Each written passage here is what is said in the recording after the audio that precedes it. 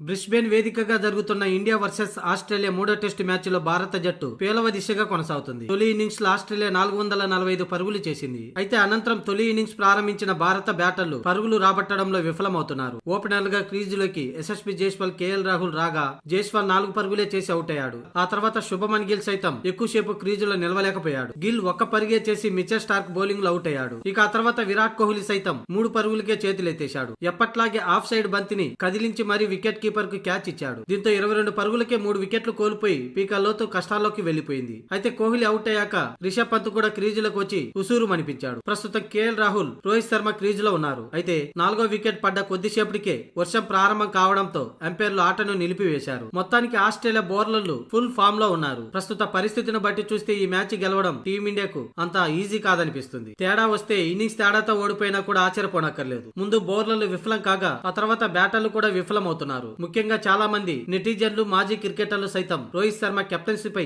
విమర్శలు చేస్తున్నారు. ముఖ్యంగా రోహిత్ శర్మ 3 తప్పిదాలు చేశాడు. టాస్ గెలిచి ముందుగా బౌలింగ్ ఎంచుకోవటం, అలాగే ప్లేయింగ్ 11 లో జడేజాను ఎంపిక చేయడం కూడా రోహిత్ శర్మ చేసిన ప్రధాన తప్పు. అలాగే మ్యాచ్ లో ఫీల్డింగ్ సెట్ చేయటం కూడా రోహిత్ శర్మ కెప్టెన్ గా విఫలమయ్యాడనే చెప్పాలి. అందులోనూ రోహిత్ శర్మ ట్రావిస్ హెడ్ ఇచ్చిన అద్భుత క్యాచ్ ను వదిలేశాడు. ఇది కూడా టీమిండియాకు నష్టమేనే చెప్పాలి. ఇక బ్రిస్బేన్ టెస్ట్ మ్యాచ్ లో 3వ రోజు బ్యాటింగ్ కు దిగిన భారత జట్టు ఆటగాళ్లలో ఏమాత్రం ఉత్సాహం కనిపించలేదు. మైదానంలో ఏ ఆటగాడు పెద్దగా మాట్లాడలేదు. అంత నిశ్శబ్దంగా ఎవరికి వాళ్ళు సపరేట్ గా అన్నట్లుగా ఉండడం, ఎవరితో మాట్లాడకుండా ఉండడంతో కామెంటరీ బాక్స్ లో ఉన్న భారత వ్యాఖ్యాతలు కూడా ఆశ్చర్యపోయారు. రోహిత్ శర్మ నుంచి తన ఆటగాళ్లకు ఏమాత్రం ప్రోత్సాహం లేదని, అందుకే ఆటగాళ్లంతా నిరుత్సాహంగా ఉన్నారంటూ కామెంటేటర్లు అన్నారు. మొత్తానికి ఈ మ్యాచ్ గెలవడం టీమిండియాకు అంత ఈజీ కాదని తేలిపోయింది.